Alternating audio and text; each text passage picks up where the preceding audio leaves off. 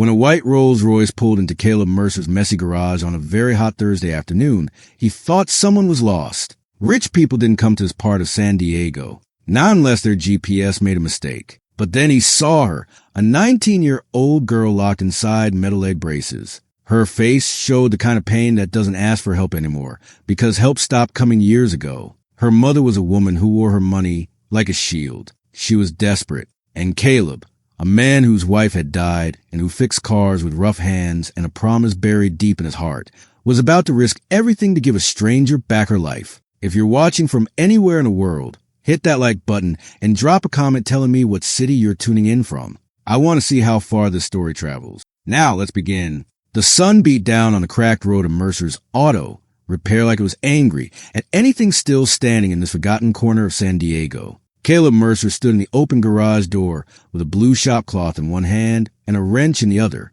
He squinted at the heat waves rising off the parking lot. The neighborhood was quiet, the kind of quiet that happens when people are too busy just trying to survive to make noise. He'd been working on Mrs. Chen's Honda since sunrise, replacing a belt that should have been changed 2 years ago. She couldn't afford it then. She could barely afford it now. But Caleb had learned a long time ago that some bills you just didn't send. The garage itself showed years of making do with what you have. Cracked concrete floors, lights that flickered when they felt like it, walls covered in old calendars from parts companies dating back to 2015. The waiting area had 3 chairs that didn't match, a coffee maker that only worked if you hit it just right, and a pile of old magazines his late wife had organized before she got sick. He kept meaning to throw them out. 5 years later, they were still there. Caleb was 38. Though some days he felt 60. He was tall and thin, with dark hair that was starting to show gray at the sides. His hands showed the permanent marks of a man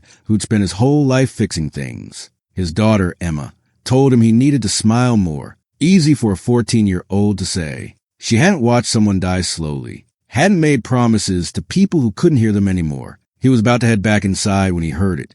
The low, powerful sound of an engine that didn't belong anywhere near this neighborhood. Caleb stood up straight, watching as a white Rolls-Royce came down the street, like a beautiful white bird that had flown into a junkyard. "You've got to be kidding me," he said quietly. The car turned into his parking lot, moving very carefully like the driver was terrified of scratching it. It stopped near the garage entrance. For a moment, nobody got out. Caleb could see 2 people inside, dark shapes behind tinted windows. Then the back door opened. The woman who came out was probably in her mid-40s, though she clearly spent a lot of money, making sure nobody could tell for sure. She wore a cream-colored suit that probably cost more than Caleb's truck. Her dark hair was pulled back in a style that was both strict and fancy. Everything about her, from the way she stood to the way she looked around the garage with barely hidden disgust, screamed money and power. But it was the second person who made Caleb forget about the heat, the grease on his hands, and the half-finished Honda behind him. The girl who stepped out, young woman,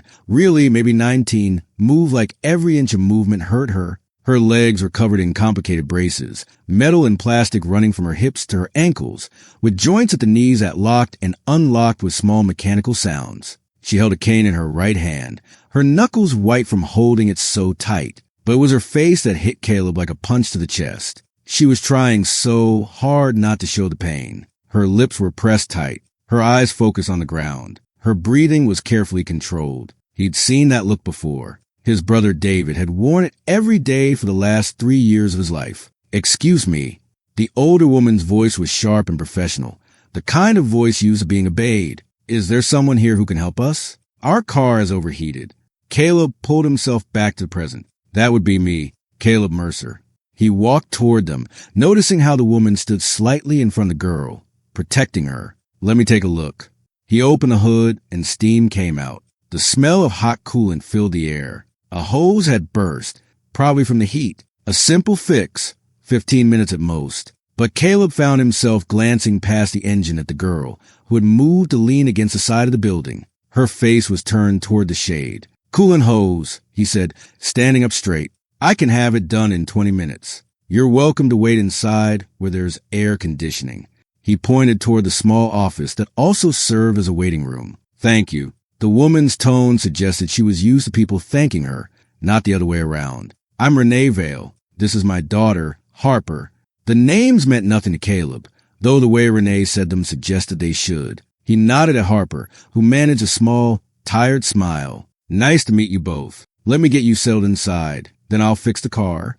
The waiting room was nothing like what they were used to. Caleb could tell that immediately. Renee's eyes looked over the worn chairs, the ancient magazines, the water cooler in the corner with visible mineral stains. But she didn't complain. She simply helped Harper to the most stable-looking chair, moving with the practiced skill of someone who'd done this 1,000 times. Harper lowered herself into the seat with painful slowness. Every muscle in her body was tense. When she finally settled, she let out a breath that was almost a gasp. Can I get you some water?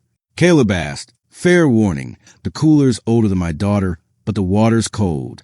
Please, Harper said softly. Her voice sounded like she didn't use it much. Caleb filled 2 paper cups and handed them over. Renee took hers with a nod. Harper took hers with both hands, and he noticed a slight shaking in her fingers. I'll be right outside if you need anything, he said, then headed back to the Rolls-Royce. He worked quickly, his hands moving to the familiar steps of loosening clamps, removing the burst hose, and fitting the replacement, but his mind was elsewhere. The girl, Harper, couldn't have been more than 19 or 20 at most, and those braces weren't temporary. This was her life, had been for a while based on the way she moved. Caleb knew more about devices that help people move than most mechanics had any right to. His brother David had been paralyzed from the waist down after a motorcycle accident when Caleb was 22. For 8 years, Caleb had watched David struggle with wheelchairs, braces, and treatments that promised everything and delivered nothing. He'd learned to spot the signs of constant pain, the way people adjusted, and the toll it took. Harper had all those signs and more. He was tightening the final clamp when he heard it.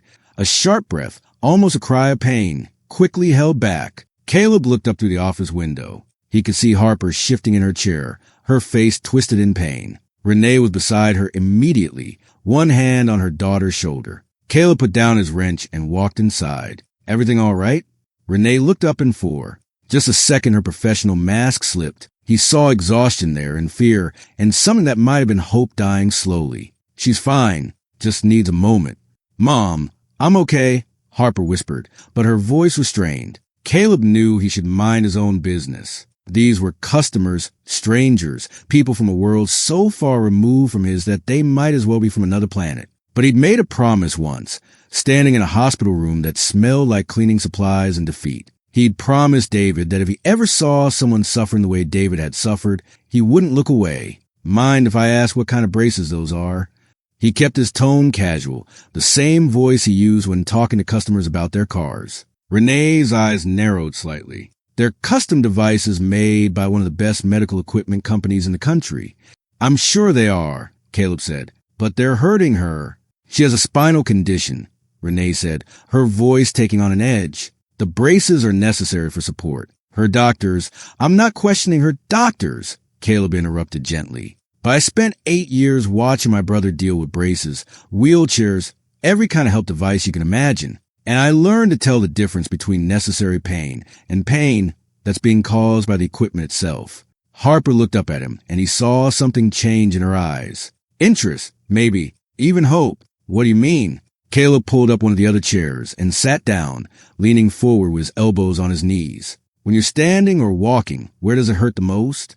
My hips, Harper said immediately, and my lower back. But that's normal. The doctor said it's compensation, Caleb said. Your body's trying to work around the braces instead of with them. May I? He pointed toward her legs. Renee started to object, but Harper nodded. Caleb moved closer, looking at the braces without touching. They were impressive pieces of engineering. Carbon fiber frames, titanium joints, precision manufacturing. Someone had spent a fortune on these. But the angles were wrong. The knee joints, he said, pointing. They're locked at slightly different angles. See how your left leg sits maybe 2 degrees more extended than your right? That means when you stand, your hips aren't level. Your left hip sits higher, so your spine has to curve to make up for it. Every step you take, your lower back is twisting to keep you upright. Harper stared at him. I've seen 17 different specialists, physical therapists, bone doctors, brain doctors. Nobody ever.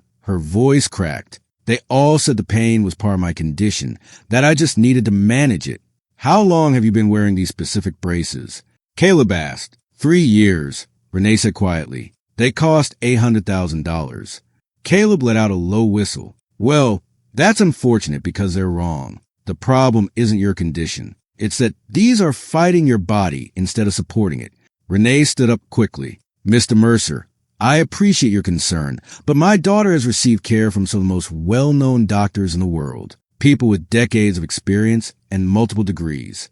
And I'm a mechanic with dirty hands and a high school diploma, Caleb said, standing to meet her eyes. I get it, but credentials don't mean much if the basics are wrong. And the basic problem here is balance. Everything in motion, whether it's a car or a human body, needs to be balanced around its center of gravity. These braces are forcing Harper's center of gravity to shift with every step. That's why she's in pain. This is ridiculous, Renee said, but there was less conviction in her voice now. Let him look, Mom. Harper's voice was quiet but firm. Please, what's the worst that could happen? I'm already in pain every single day. At least he's offering an explanation that makes sense. Renee closed her eyes for a long moment. When she opened them, Caleb saw something he hadn't expected: desperation. This woman, who probably commanded boardrooms and made million-dollar decisions before breakfast, was desperate. You have no credentials, she said slowly. No medical license, no engineering degree. If you're wrong, if you hurt her, then you'll sue me for everything I own, which wouldn't take long, Caleb said. I understand the risk you're taking, but I've got to ask, what risk is Harper taking if nothing changes? Harper let out a sound that might have been a laugh or a sob. I'll be exactly where I am now. Stuck, hurting, watching my life happen through a window.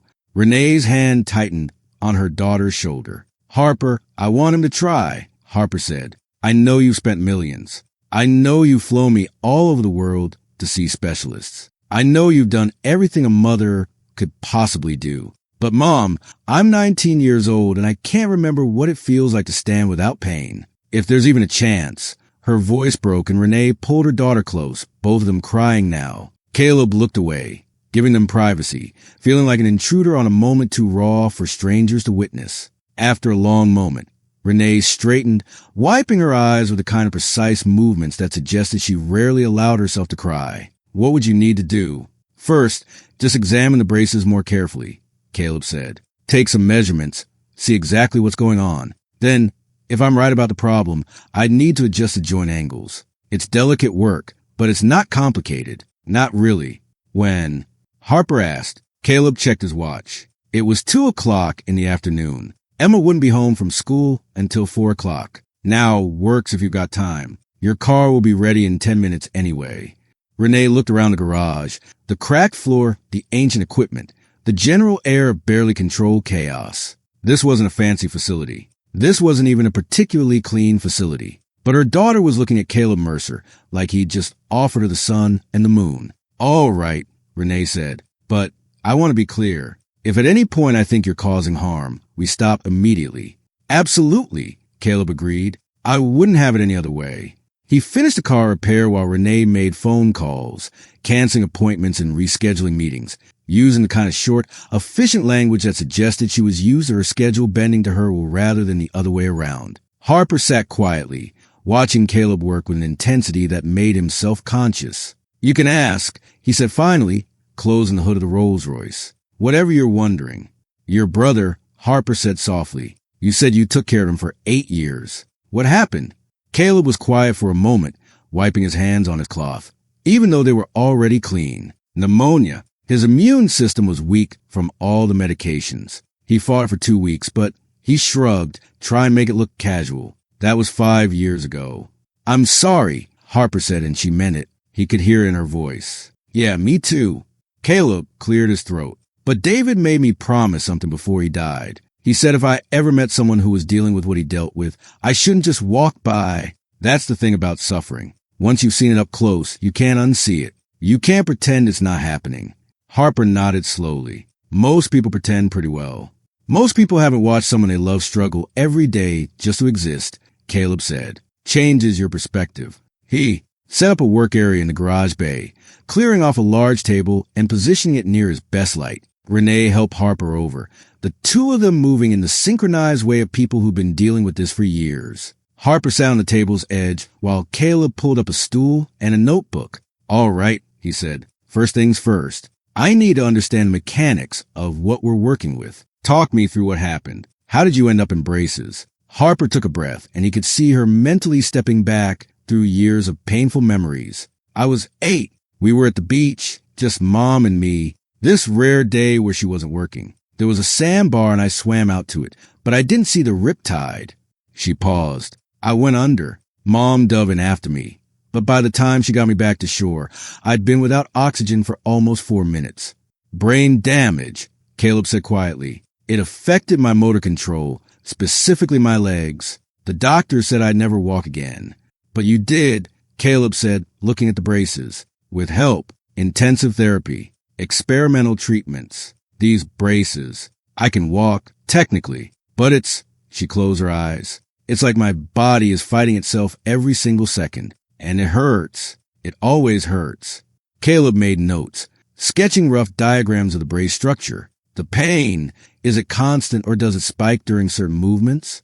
Both, Harper said. There's baseline pain, like a 4 out of 10. But when I walk, it shoots up to 7 or 8. Standing still is actually worse sometimes because all the pressure is just sitting on my hips and spine.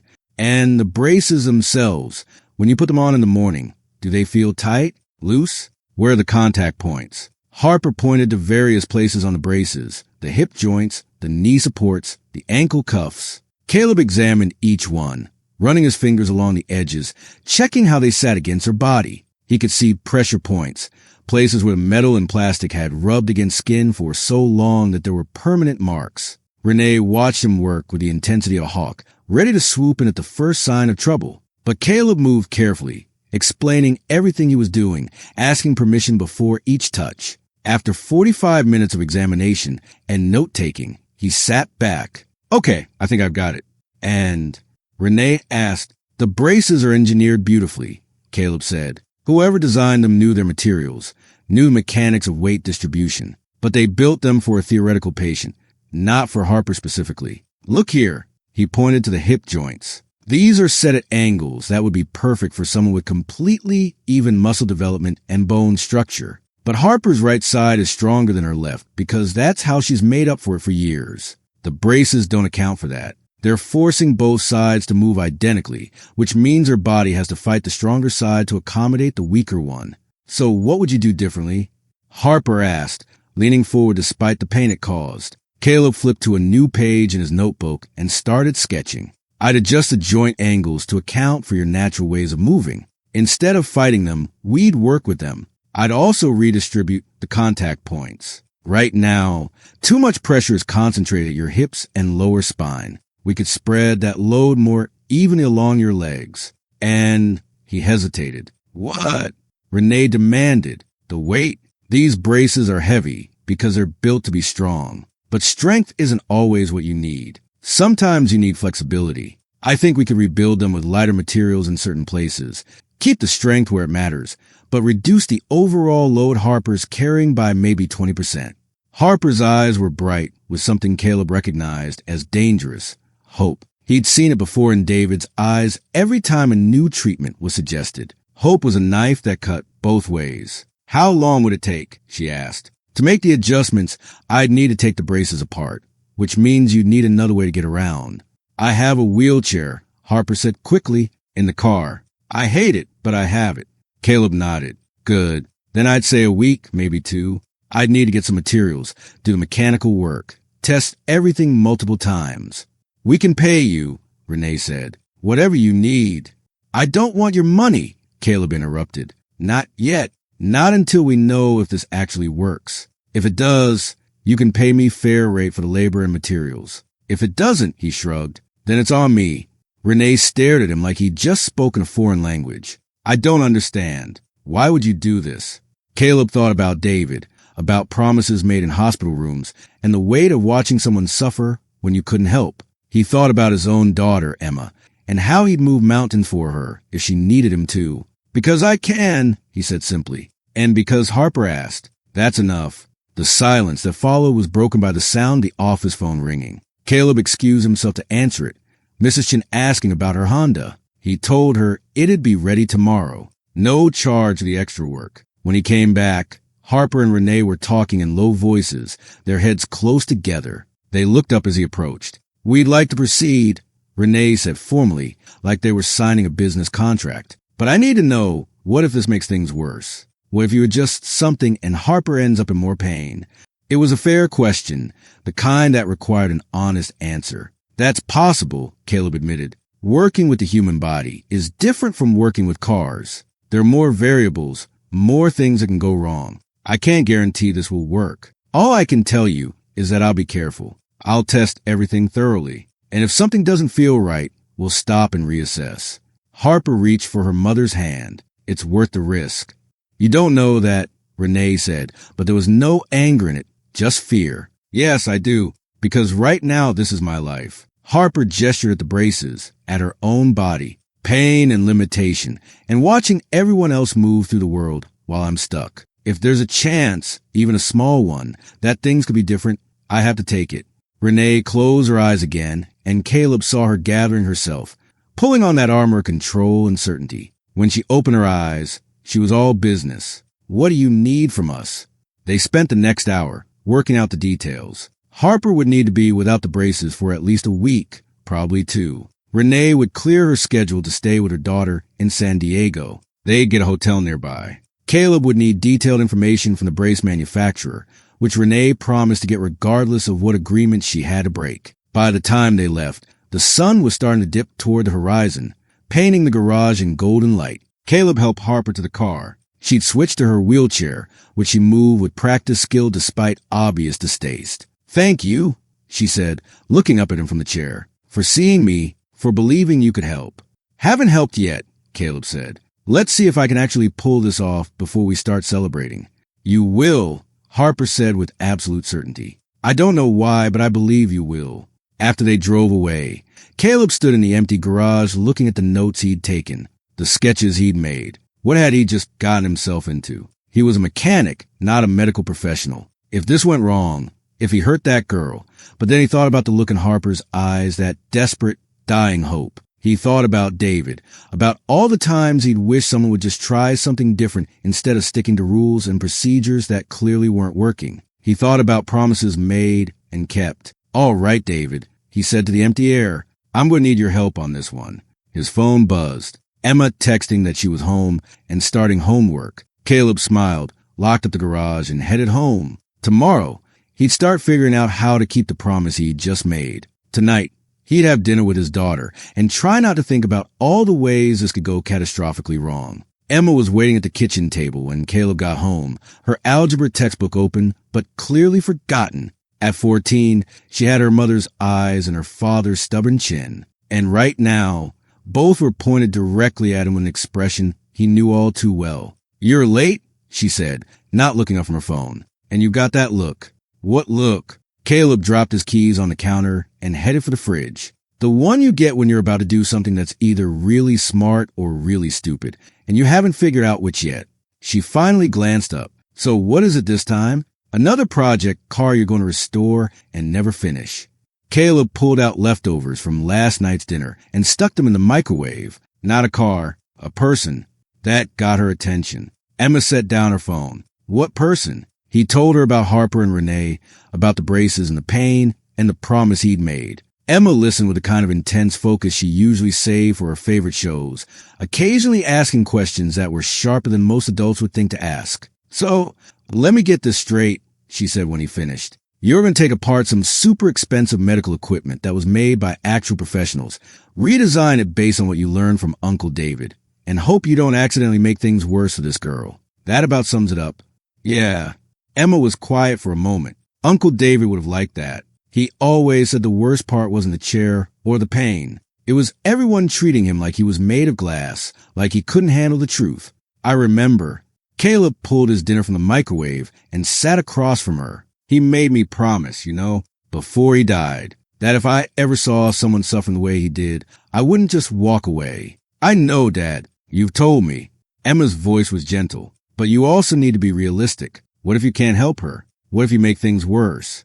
It was the same question Renee had asked, and Caleb still didn't have a better answer. "Then I'll have to live with that." "But Em, you didn't see her face." She's 19 years old, and she looks like she's already given up on everything that matters. If there's even a chance I can change that, then you have to try. Emma finished. I get it. Just be careful, okay?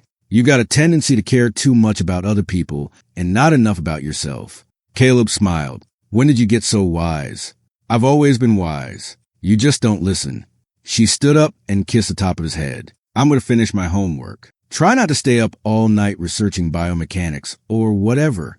But that's exactly what Caleb did. After Emma went to bed, he pulled out his laptop and dove into everything he could find about mobility braces, spinal injuries, ways the body makes up for weakness, and walking mechanics. He read medical journals he barely understood, watched videos of physical therapy sessions, and sketched design after design in his notebook. By 2 o'clock in the morning, his eyes were burning and his brain felt like mush. But he had the beginnings of a plan. The modifications he wanted to make weren't revolutionary. They were just logical applications of principles he already understood. Balance, distribution of force, working with the body's natural tendencies instead of against them. He finally fell asleep at his kitchen table, his head resting on his arms, dreaming of angles and joints and a girl who'd forgotten what it felt like to move without pain. The next morning, Renee called at exactly 8 o'clock. Caleb was already at the garage. Having woken at dawn with ideas he needed to work out on paper. We're at the Bayfront Hotel, she said without small talk.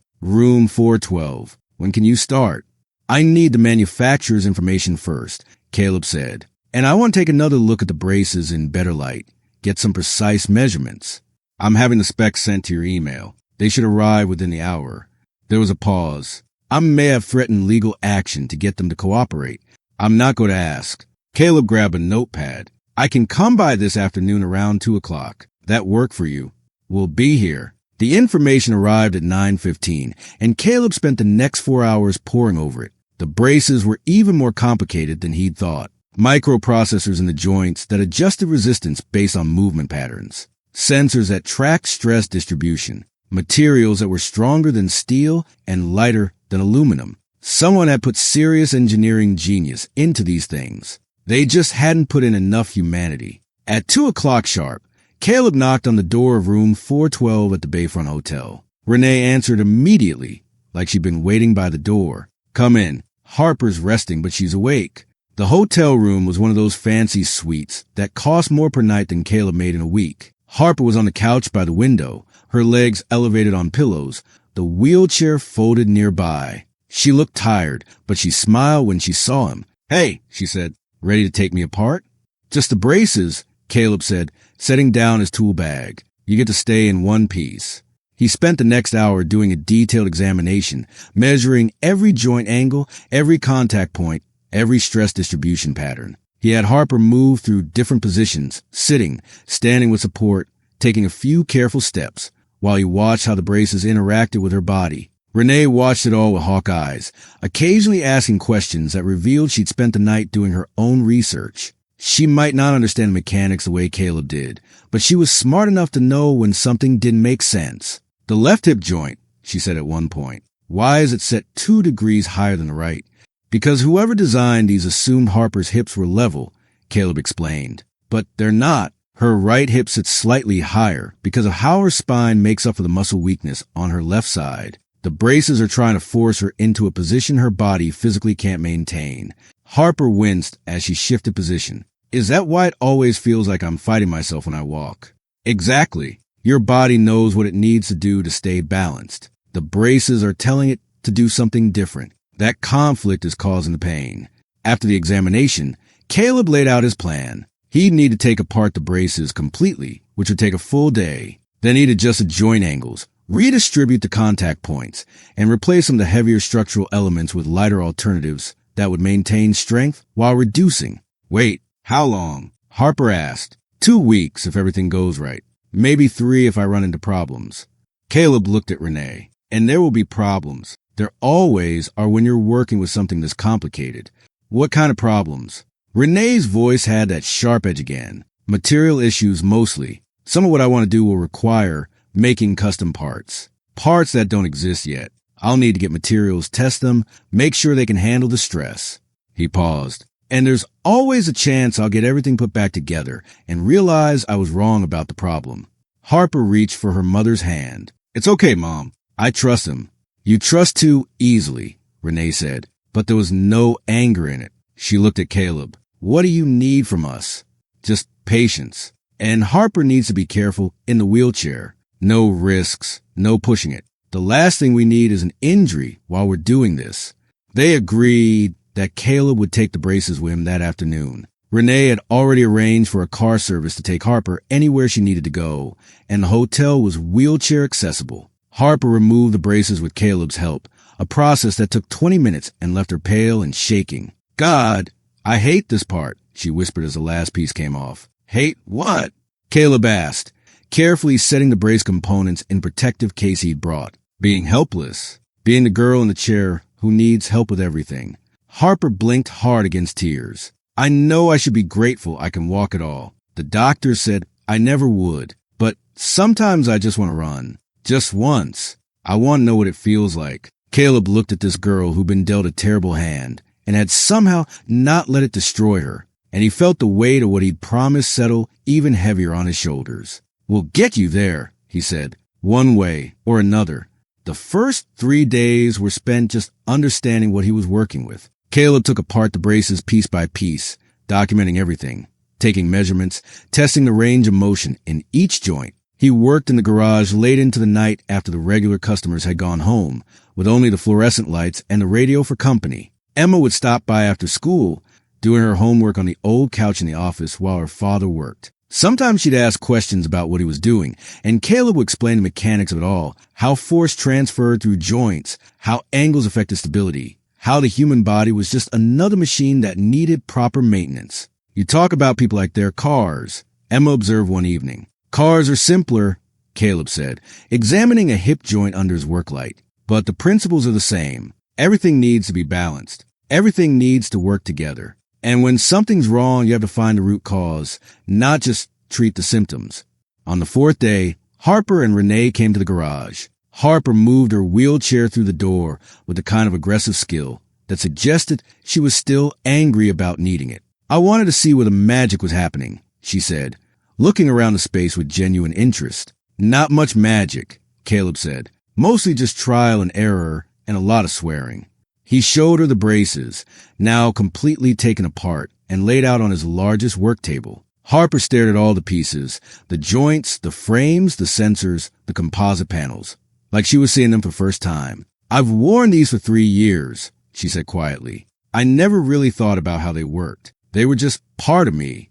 That's the problem, Caleb said. They shouldn't feel like a part of you. They should feel like a tool you're using. Something that makes your life easier, not harder. He walked her through his planned modifications, using the actual parts to show what he wanted to change. Renee asked sharp questions about strength and safety margins. Harper just listened, her eyes tracking every movement, every explanation. Can I try something? She asked suddenly. Depends what it is, Caleb said. Harper wheeled over to the table and picked up one of the knee joints, turning it over in her hands. When I walk, this is the part that locks up sometimes. It's supposed to release smoothly, but it catches. Why? Caleb took the joint from her and examined it. See the sensor here? It's measuring the angle of flexion and telling the microprocessor when to release the lock. But the threshold is set too high. Your natural walking pattern doesn't quite reach that angle. So the joint thinks you're not ready to advance to the next step. So it's waiting for me to do something I physically can't do. Exactly. Harper laughed, but it wasn't a happy sound. Story of my life. Everyone waiting for me to do things I can't do, then wondering why I'm not trying hard enough. Renee's hand tightened on her daughter's shoulder. Caleb saw years of frustration and grief in that simple gesture. Well, we're going to change the thresholds, he said. Make the joints respond to what you can actually do, not what some computer program thinks you should do. They stayed for another hour, Harper asking questions and Caleb answering them with the kind of detailed honesty he'd have used with any colleague. He showed her the new materials he was planning to use.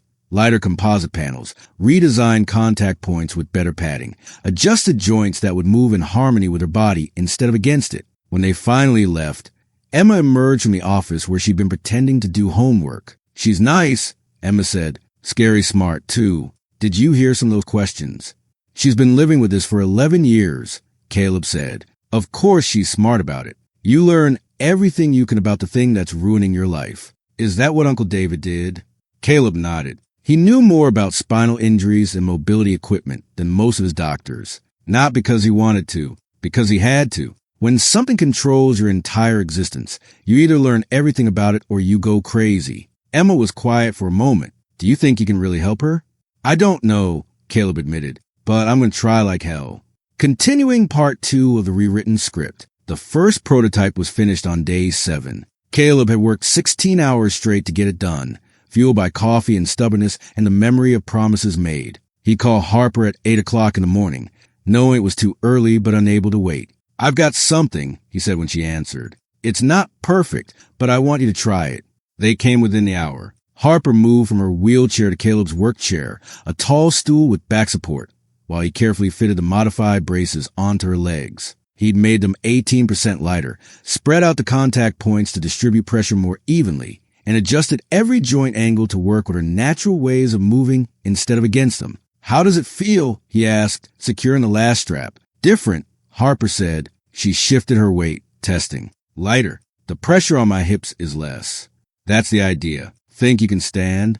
With Caleb on one side and Renee on the other, Harper eased off the stool and onto her feet. For a moment, she just stood there, breathing carefully. Well, Renee asked, her voice tight with controlled worry. It's better, Harper said slowly. The hip pain is definitely less. But she took a careful step and Caleb saw her face change. Oh, what?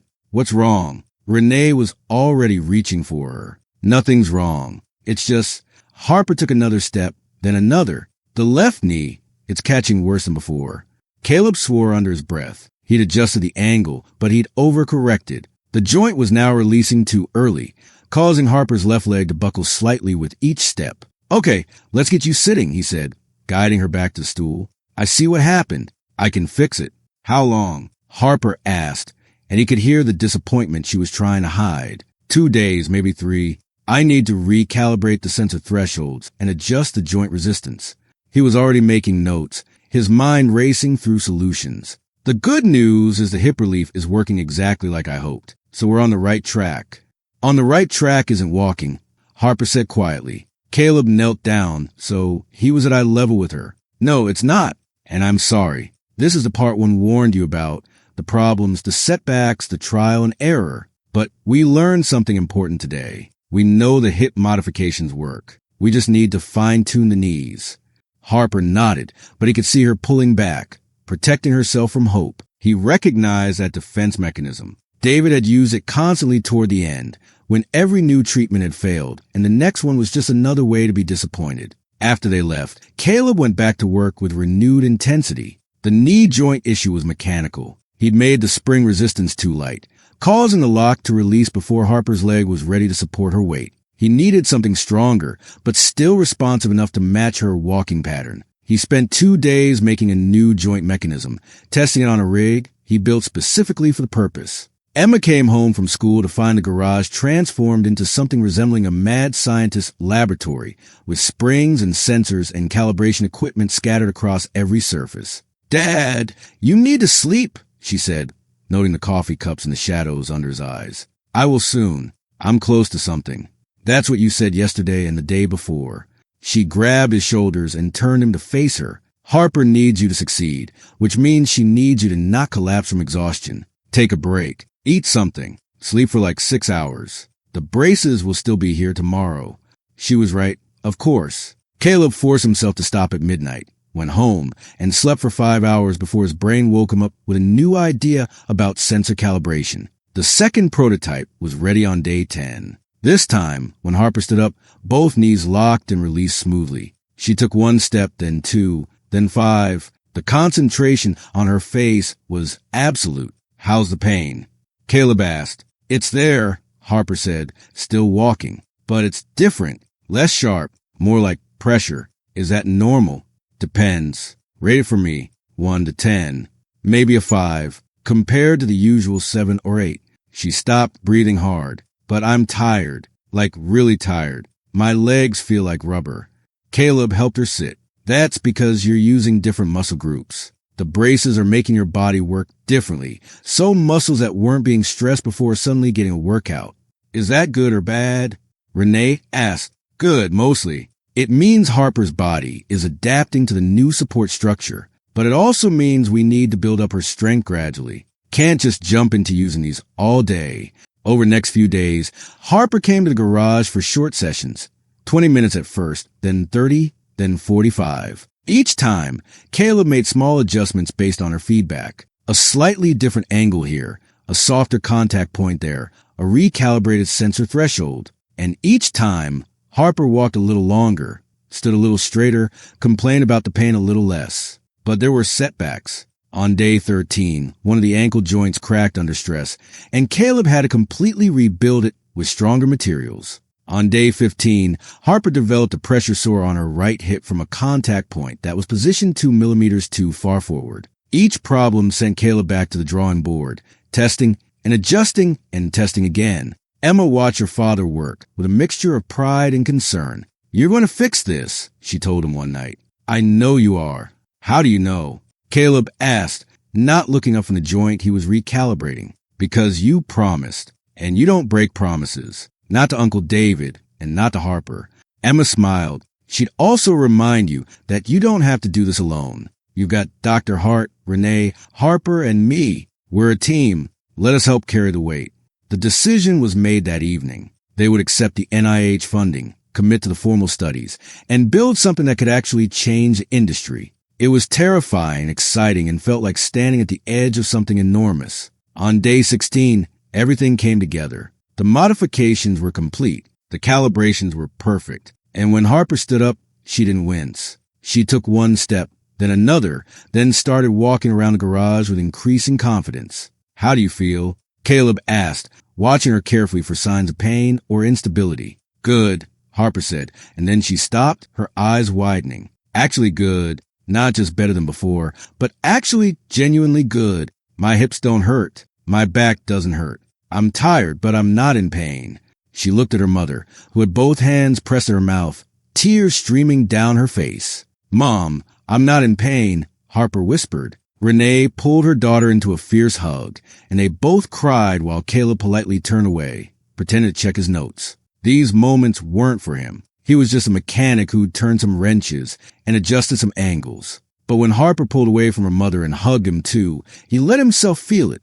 The weight of a promise kept, the relief of success against odds, the simple human satisfaction of fixing something that was broken. Thank you, Harper whispered against his shoulder. Thank you, thank you, thank you. You're welcome, Caleb said, his voice rough. But we're not done yet. This is just the beginning. Because what came next wasn't celebration. It was proof. Harper could walk around the garage without pain. But the garage was controlled territory. Flat floors, no obstacles. Caleb standing by ready to catch her if something went wrong. The real world was different. The real world had curbs and stairs and uneven pavement, and people who didn't slow down or make room. I want to try outside, Harper said the next morning, arriving at the garage with a determination Caleb hadn't seen before. Actual sidewalks. Actual streets. Renee looked less certain. Maybe we should wait. Make sure everything's stable first. It's been stable for 3 days, Mom. I've walked around this garage probably 100 times. I need to know if this works in real life or if it only works here. Harper's jaw was set in a way that reminded Caleb of his own daughter when Emma had made up her mind about something. She's right, Caleb said. We need to test this in real conditions. But we start small, just around the block. I'll walk with her, and you can follow in the car in case we need a quick exit. They set out 20 minutes later, Harper moving slowly, but steadily down the cracked sidewalk outside Mercer's auto repair. Caleb stayed close, but not too close, giving her space to find her own rhythm. Renee drove behind them at walking pace, hazard lights on, looking like she was escorting a presidential motorcade. The first obstacle was a section of sidewalk that had buckled from tree roots, creating an uneven surface that tilted at awkward angles. Harper approached it carefully, testing each step. The left knee is compensating differently, she said, not stopping. I can feel it adjusting to the slope. Is it painful? No, just different. Like my leg is actually working with me instead of against me. They made it around the block, 4 streets, maybe half a mile total, and Harper was exhausted but smiling. Not the polite smile she'd worn in the beginning, but something real and bright and full of wonder. I did it, she said, half laughing, half crying. I walked around the block without wanting to die. You did more than that, Caleb said. You adapted. Your body figured out how to work with the braces on uneven terrain. That's huge. Over the next week, they increased the difficulty. Longer walks, steeper inclines, a shopping mall with tile floors and crowds of people. Each trip revealed small issues that Caleb would adjust back at the garage. A sensor that was too sensitive to sudden movements, a contact point that rubbed during extended walking, a joint that needed different resistance for uphill versus downhill. But the pain never came back. Not the sharp, constant agony that Harper had lived with for 3 years. She got tired. Her muscles got sore from the unaccustomed exercise. But it was the normal exhaustion of physical activity, not the grinding torment of a body fighting itself. Emma started joining them on the walks, chatted with Harper about school and music, and the particular frustrations of being a teenage girl. Caleb would walk slightly ahead, giving them privacy, but he'd catch fragments of conversation that made him smile. So your dad just decided to help you?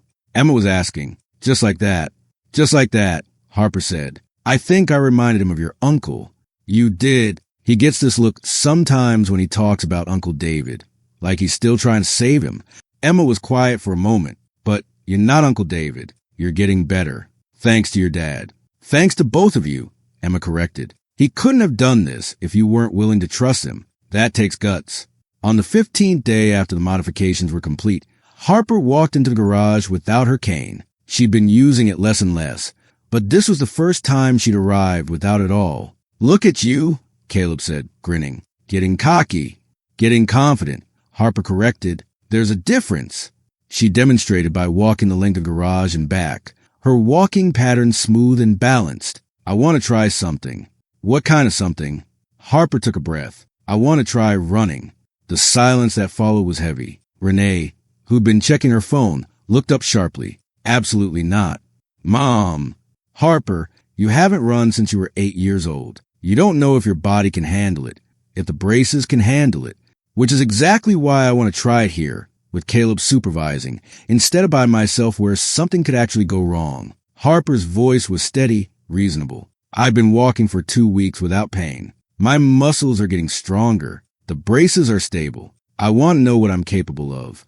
Caleb understood the impulse. After years of limitation, the possibility of freedom was intoxicating, but he also understood the risk. Running put way more stress on joints and supports than walking. If something failed at speed, Harper could be seriously hurt. Let's compromise, he said. Not running. Not yet, but we could try jogging, very light, very slow, just to see how the braces respond to increased impact. Renee looked like she wanted to argue, but Harper was already nodding. Okay, yes, let's try that. They cleared a path through the garage, moving equipment and cars to create a straight runway about 30 yards long. Caleb set up a camera to record the test. If something went wrong, he wanted footage to analyze. Then he walked Harper through a series of stretches, warming up muscles that hadn't been asked to run in over a decade. Start slow, he instructed. Not even a jog yet, just a fast walk. I want to see how the braces handle the increased pace before we add impact. Harper started walking, then gradually increased her speed. The braces moved smoothly, joints adjusting to the faster rhythm. Her breathing got heavier, but her form stayed stable. How does it feel? Caleb called. Good, really good. Harper's face was flushed with effort and excitement. Can I go faster? Little bit. Don't push it.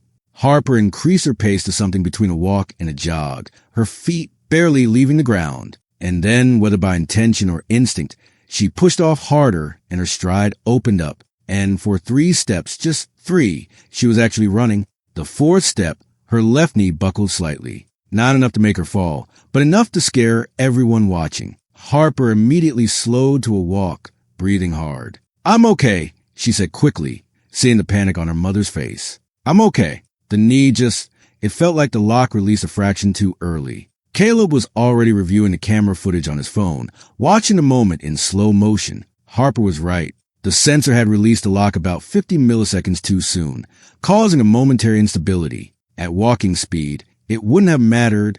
At running speed, it had nearly caused a fall. No more running. Renee said flatly, this was a mistake. It wasn't a mistake, Caleb said, still studying the footage. It was information. Now we know the sensors need recalibration for higher impact activities. I can fix this. You can't fix everything. Renee's voice cracked, years of fear and frustration breaking through her controlled exterior. You're a mechanic, not a miracle worker. My daughter could have been seriously hurt just now. But she wasn't, Harper said quietly. And now we know what needs to be adjusted. Isn't that how this works? Test, learn, improve. That's how it works when you're building a car. Renee shot back. Not when you're experimenting on my daughter's body. The words hung in the air like smoke. Caleb felt them land, felt the accusation behind them. She wasn't wrong. He was experimenting, using trial and error on a human being who trusted him. The fact that it had worked so far didn't mean it would keep working. The fact that Harper wasn't in pain anymore didn't mean she was safe. Maybe we should stop here, he said quietly. The braces work for walking. That's more than you had 2 weeks ago. Pushing for more, pushing for running. Maybe that's too much risk for too little gain. Harper's head snapped up. No, don't you dare give up on me now. I'm not giving up. I'm being realistic about. Realistic? Harper's voice rose, anger replacing the usual careful control. You want to talk about realistic? Realistically, I should be in a wheelchair for the rest of my life. Realistically, I should never have walked again after what happened to me. Realistically, every doctor my mother's millions could buy told me to accept my limitations and be grateful for what I had. She was crying now, furious tears that she didn't bother to wipe away. You're the first person who looked at me and saw possibility instead of limitation. You're the first person who thought maybe, just maybe, I deserve more than just good enough. And now you want to stop because one sensor needs recalibration? Harper, Renee started, but her daughter wasn't finished. I've spent 11 years being careful, being realistic, being grateful for scraps. And I'm done. I'm so completely done with settling for less than what I'm capable of. Harper turned to Caleb. You told me the braces should be a tool, not a prison. Well, right now they're a tool that lets me walk. I want them to be a tool that lets me run. I want them to be a tool that lets me live without constantly wondering what I'm missing. The garage was silent, except for the hum of the fluorescent lights and Harper's ragged breathing. Caleb looked at this girl who'd been through more in her 19 years than most people experienced in a lifetime, who'd been knocked down by fate and expensive medical equipment and her own body, and who was still fighting for more. He thought about David, who'd fought until the very end, not for a cure, but simply for dignity, for the chance to live on his own terms instead of the terms his injury dictated. He thought about Emma, who'd learned from watching her uncle die that sometimes the bravest thing you could do is refuse to accept the limits other people set for you. All right, Caleb said. We keep going, but we're smart about it. I recalibrate the sensors. We test everything thoroughly, and we don't try running again until I'm absolutely certain the braces can handle it. Harper nodded, wiping her eyes. Thank you. Renee looked like she wanted to argue, but she just closed her eyes and took a long breath. I can't lose you, she said finally. You're all I have. Nothing's going to happen, Mom. Caleb won't let it. Harper's certainty was absolute, the kind of faith that was both humbling and terrifying. The sensor recalibration took 3 days. Caleb didn't just adjust the existing thresholds. He completely rewrote the response protocols, creating different modes for different activities. Walking mode, where the sensors prioritize smooth transitions and energy efficiency. Athletic mode, where they prioritize ability and impact absorption. Emergency mode, where they locked immediately if they detected a fall pattern. He tested each mode exhaustively on his rig, running thousands of simulated cycles, stress testing the joints under conditions that mimicked running, jumping, even falling. Emma would come home from school to find the garage filled with the rhythmic clicking of joints engaging and releasing. Her father hunched over his laptop, adjusting code and watching data streams. You know you're kind of obsessed, right? She said one evening. I prefer dedicated, Caleb replied, not looking away from his screen. Dad, when was the last time you ate something that wasn't delivered in a cardboard box? He had to think about it. Tuesday? It's Friday. Come on, I'm making actual food. Emma physically pulled him away from his workstation. Harper needs you functional, not collapse from malnutrition. Over dinner, pasta that Emma had learned to make from YouTube videos, she asked the question Caleb had been avoiding. What happens after this? After Harper can run? What do you mean? I mean, you've basically invented a better mobility brace. What happens when other people find out? When other families like Harper's want your help? Caleb hadn't thought that far ahead. He'd been so focused on keeping his promise, on helping one person, that he hadn't considered the implications. I don't know. I'm not set up for that. I'm a mechanic, not a medical device manufacturer. Maybe you should be both, Emma said. Uncle David would have loved something like what you made for Harper. How many other people are out there right now dealing with the same pain, the same limitations, because nobody's thought to question whether their equipment is actually helping them? It was a good question, a dangerous question, because once Caleb started thinking about it, he couldn't stop. On day 18, Harper came back to try the recalibrated braces. Caleb had her walk first, testing the normal mode, then gradually transitioned to the athletic setting. The difference was subtle but significant. The joints responded faster, locked more firmly, provided better stability during the impact phase of each step. How does it feel? Caleb asked. Powerful, Harper said, a slow smile spreading across her face. Like the braces are actually supporting me instead of just tolerating me. They spent an hour having her walk at various speeds, testing the transitions between modes, making sure everything felt natural. Then, when Caleb was satisfied, he set up the runway again. Same as before, he instructed. Start slow, work up gradually. But this time, if you feel anything wrong, any instability, any pain, anything, you stop immediately. Promise me. I promise. Harper started walking, then transitioned to a fast walk, then a gentle jog. The braces moved perfectly, absorbing impact, maintaining stability. Her breathing was controlled, her form steady. And then she pushed off harder, and she was running, really running, her feet pounding against the concrete floor of the garage. 10 yards, 20, 30. She reached the end of the runway, turned, and ran back. When she finally stopped, her face was radiant with joy and tears and disbelief. I did it, she gasped. I ran. I actually ran. Renee was crying openly now, all her careful control abandoned. She pulled Harper into a hug, both of them laughing and sobbing. Caleb stood back, checking the camera footage one more time to make sure the braces had performed correctly, that there were no warning signs he'd missed. Everything looked good, better than good, perfect. Emma, who'd come to watch, sidled up next to him. You did it, Dad. We'll see. This was just one test. We need to make sure it's repeatable, that the braces hold up over time. Dad, you did it. Let yourself feel good about it for like 5 seconds. So Caleb did. He watched Harper and Renee celebrate, watched this girl who'd been told she'd never walk again, now jumping up and down with excitement.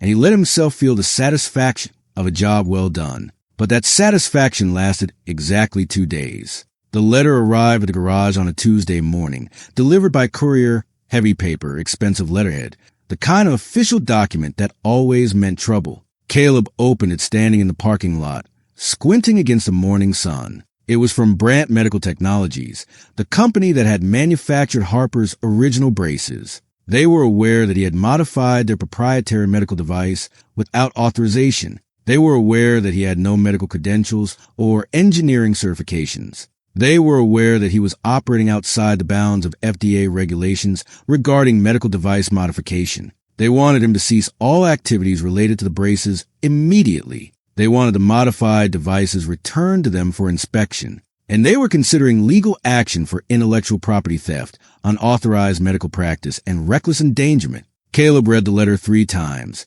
his stomach sinking further with each pass. He'd been so focused on helping Harper that he hadn't thought about the legal implications. He'd modified a medical device worth hundreds of thousands of dollars. He'd effectively practiced medicine without a license. And now a major corporation with unlimited legal resources wanted to shut him down. He called Renee. She answered on the first ring. We got one too, she said, before he could speak. They're threatening to sue me for allowing unauthorized modification of medical equipment. They're threatening to report Harper's case to the medical board as an example of what happens when people circumvent proper channels.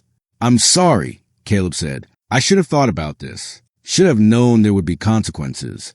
Don't apologize. You gave my daughter her life back. I'll deal with Brandt Medical. Her voice took on that steel edge Caleb had heard the first day they met. They're not going to intimidate us into silence. But it wasn't just Brandt Medical. Over the next week, Caleb received letters from medical societies, disability advocacy groups, even the state medical board. Some were concerned about patient safety. Some were worried about precedent. Some were just angry that an outsider had succeeded where certified professionals had failed. The pressure was intense and constant. Caleb's phone rang at all hours. reporters wanting interviews, lawyers offering representation, disability rights activists who thought he was either a hero or a menace depending on their perspective. He stopped answering calls from numbers he didn't recognize. Emma watched her father stress himself into exhaustion and finally put her foot down. You need to talk to someone. Someone who knows about this stuff. Like who? A lawyer. Like Harper. She's the one who's actually affected by all this. What does she want to do? Caleb realized he'd been so busy defending himself that he hadn't asked the one person whose opinion actually mattered. He'd call Harper that evening. I was wondering when you'd reach out, she said. Mom told me about the letters, about Brand trying to shut you down. I'm sorry. This is my fault. I should have been more careful. Should have gone through proper channels. Caleb, stop. There are no proper channels for what you did. That's the whole problem. Harper's voice was firm. The system is designed to protect companies like Brandt, not patients like me. They spent 3 years selling me braces that caused me pain, and nobody questioned it because they had the right certifications and the right credentials. You fixed me in 3 weeks because you actually listened. That doesn't change the fact that I broke rules. Important rules. Probably rules that needed breaking, Harper said. Look, I've been thinking about this, about what happens next, and I want to fight. Fight how? Go public. Tell my story. Show the world what you did and why it mattered. Brandt wants to shut us down quietly. Make this go away before anyone asks uncomfortable questions about why their expensive equipment was causing harm. I say we make it loud. We make it so loud they can't ignore it. Caleb's first instinct was to refuse. He didn't want attention. He didn't want to be a crusader or a symbol. He just wanted to help one person, keep a promise to his dead brother. But then he thought about Emma's question. How many other people were out there suffering? Because nobody questioned the system. If we do this, he said slowly, there's no going back. Brandt will come at us with everything they have. Other companies will too. We could lose. Lose badly.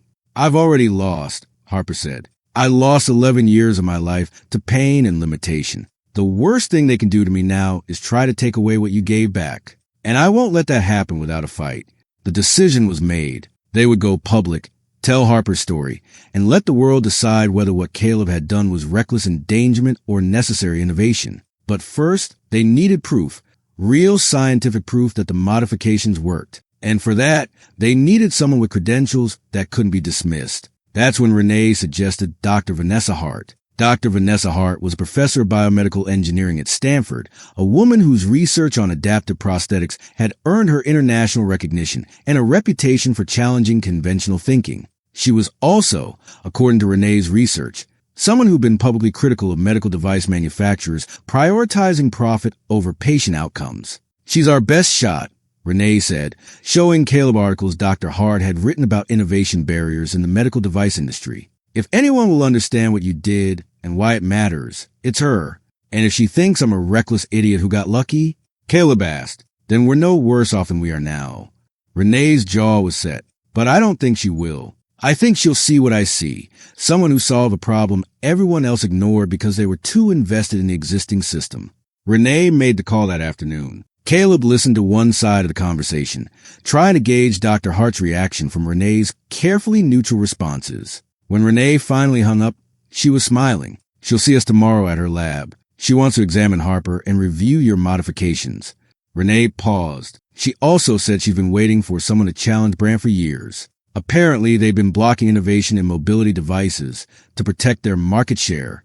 The drive to Stanford the next morning felt surreal. Caleb followed Renee's car north on the 101, Emma riding shotgun because she'd refused to miss this. Harper sat in the back seat of her mother's Mercedes, nervous energy radiating off her in waves. Dr. Vanessa Hart met them in her lab, a sprawling space filled with equipment Caleb couldn't begin to identify. She was in her early 50s, black, with natural hair pulled back in a bun and sharp eyes that missed nothing. She shook Caleb's hand with a grip that suggested she didn't suffer fools. Mr. Mercer, I've read the documentation Ms. Vale sent over. Impressive work for someone without formal engineering training. Her tone was neutral, giving nothing away. Thank you, I think, Caleb said. It wasn't entirely a compliment. Your methods were unorthodox. Your safety protocols were practically non-existent, and you took risks that could have resulted in serious injury.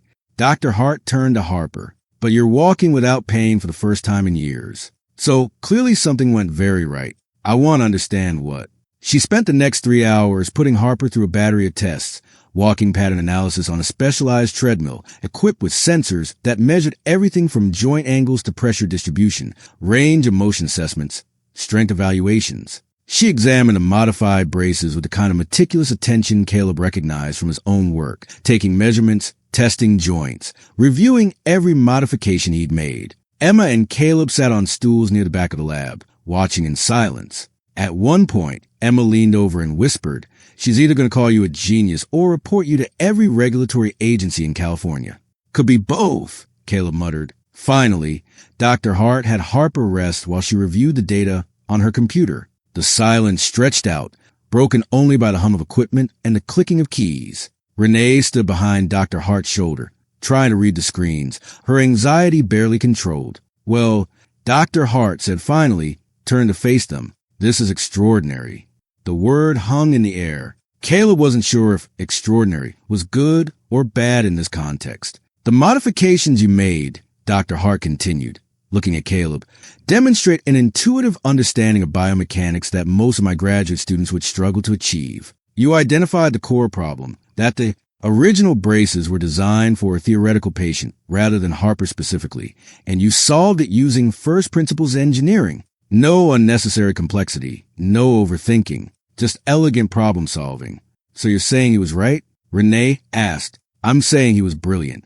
Dr. Hart pulled up a comparison on her screen, showing Harper's walking pattern before and after the modifications. "Look at this. The original braces force Harper's body into an unnatural alignment, causing chronic stress on her hips and spine. Mr. Mercer's modifications work with her body's natural compensation patterns. The result is a 63% reduction in joint stress and a 47% improvement in energy efficiency. These aren't marginal gains. This is transformative." Harper's hand found her mother's. Both women were crying again, but this time it was relief rather than fear. "But," Dr. Hart added, and Caleb's heart sank at that word, "from a regulatory standpoint, what you did was completely illegal. You modified a Class II medical device without authorization. You practiced medicine without a license. You conducted human trials without oversight or approval. Any one of those violations could result in serious legal consequences."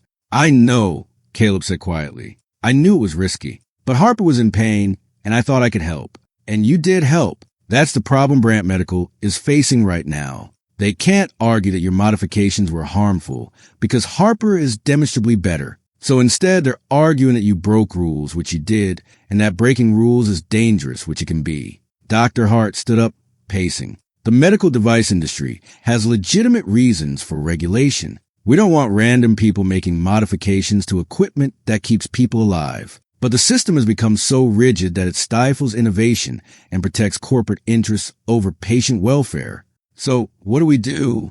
Emma asked. She'd been quiet until now, but her voice was steady. "Just let them shut my dad down? Let them take away Harper's braces and put her back in the ones that hurt her?" Dr. Hart smiled, and it wasn't a friendly expression. It was a smile of someone about to pick a fight. "We don't let them do anything. We go on the offensive. We document everything, publish the results, and force a conversation about patient-centered innovation versus corporate-controlled healthcare. You'd be willing to help us?"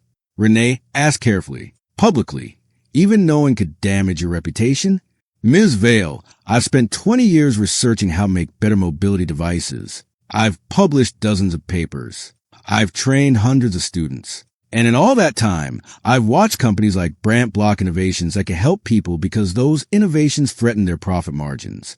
Dr. Hart's voice was hard now. "Your mechanics solved in 3 weeks what the medical establishment has been failing to solve for decades. If I don't stand up for that, what's the point of any of my work?"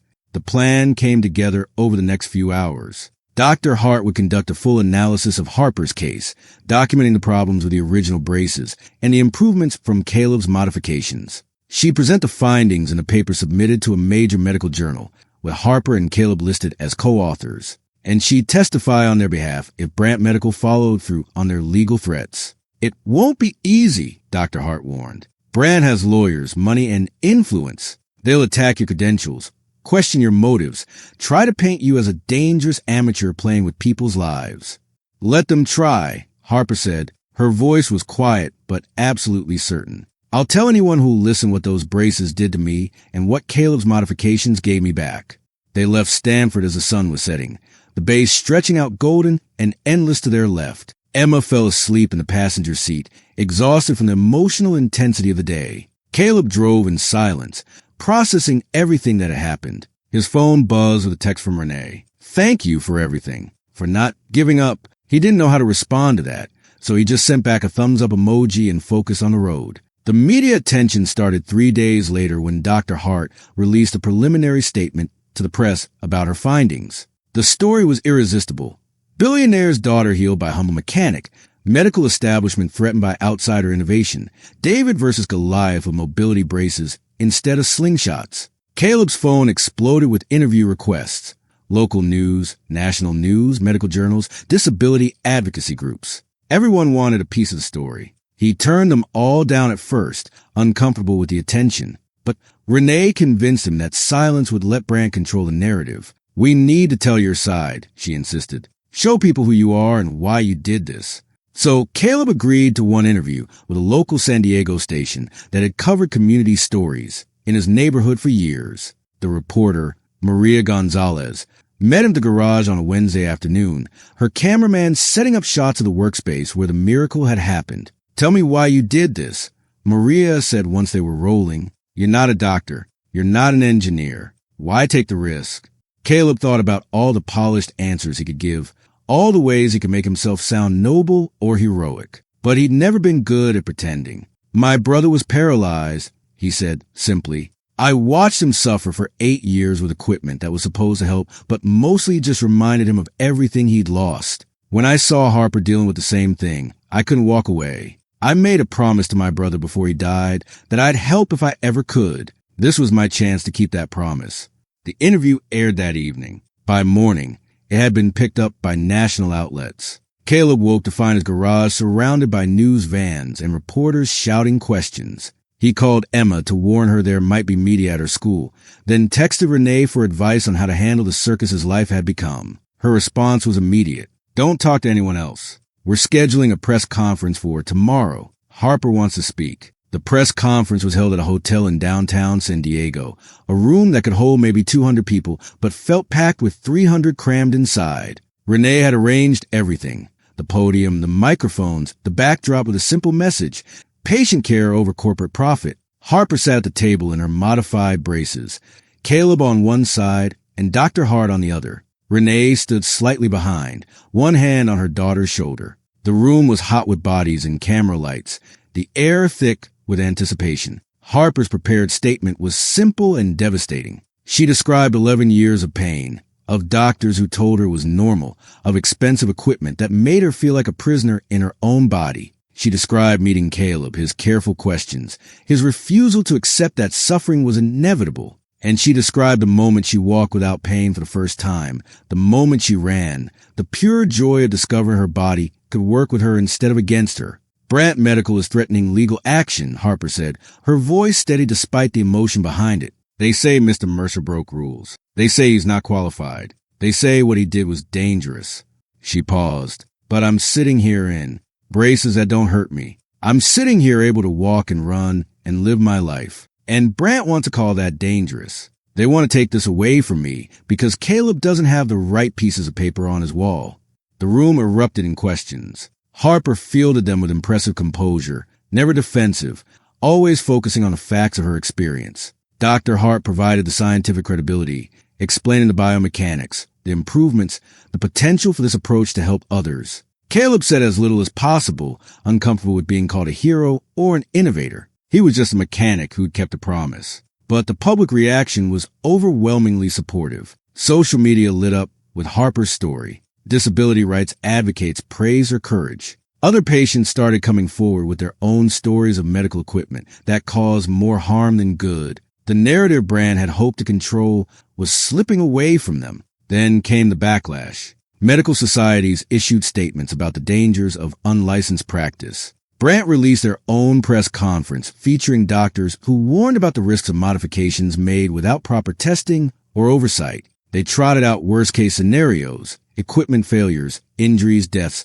all the terrible things that could happen when amateurs play doctor. He got lucky. One bone, doctor said on a morning talk show. This time it worked out. But for every success story like Harpervale, there could be 10 disasters we never hear about. The regulations exist for a reason.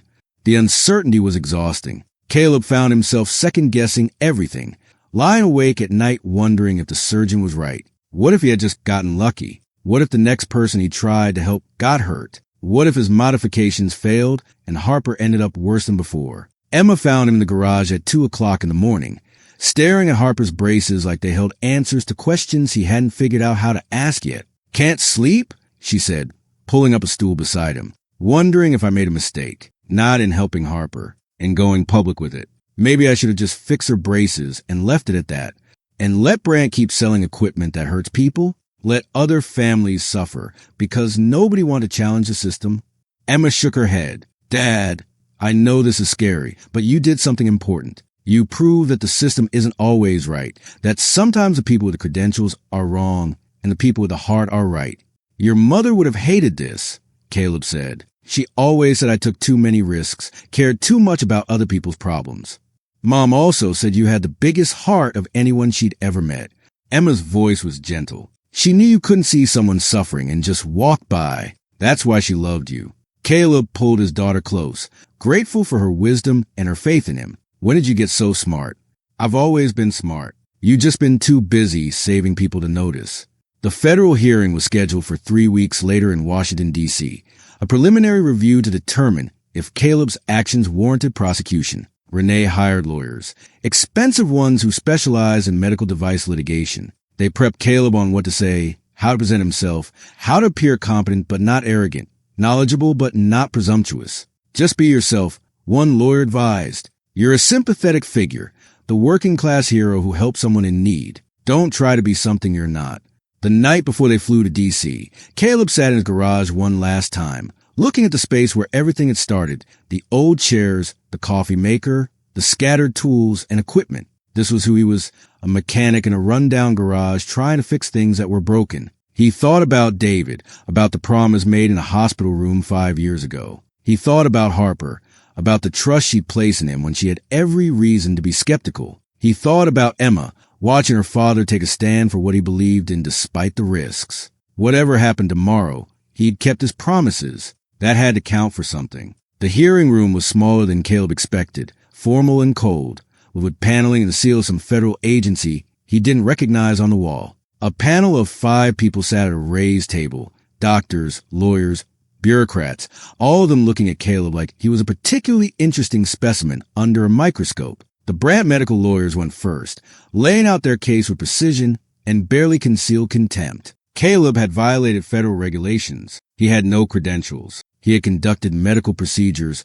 without oversight. He represented a dangerous precedent that could undermine public safety and trust in the medical device industry. "If we allow mechanics to modify medical equipment based on intuition," the lead lawyer argued, "we open the door to chaos. Today it's Mr. Mercer making braces. Tomorrow it's someone performing surgery in their garage. Where does it end?" Then it was Dr. Hart's turn. She presented her analysis with the kind of clinical precision that came from decades of academic rigor. She showed the data, explained improvements, demonstrated exactly why Caleb's modifications worked and why the original braces had failed. "The question before you," she said to the panel, "is not whether Mr. Mercer broke rules. He did. The question is whether those rules are serving patients or protecting corporate interests, because the evidence suggests that Brandt Medical knew their braces were causing problems and did nothing because fixing the problems would have cost them money and market share." That got a reaction. The Brandt lawyers objected,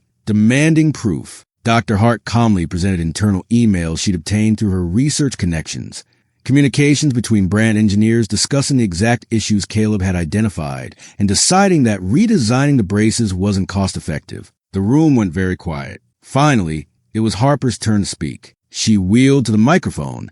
She'd chosen to use her chair for the hearing, wanted the panel to see what her life had been like before, and told her story one more time. But this time, she added something new. "I want to show you something," she said. And then, with Renee's help, she stood up, removed the wheelchair, and walked across the hearing room. Not carefully, not tentatively, but with confidence and strength. She walked to the panel's table, turned, and walked back. "This is what Caleb Mercer gave me," she said, her voice breaking. This is what your regulations almost prevented. I'm not asking you to throw out all the rules. I'm asking you to remember that the rules exist to help people, not to protect companies. And when the rules stop helping and start hurting, maybe it's time to change the rules.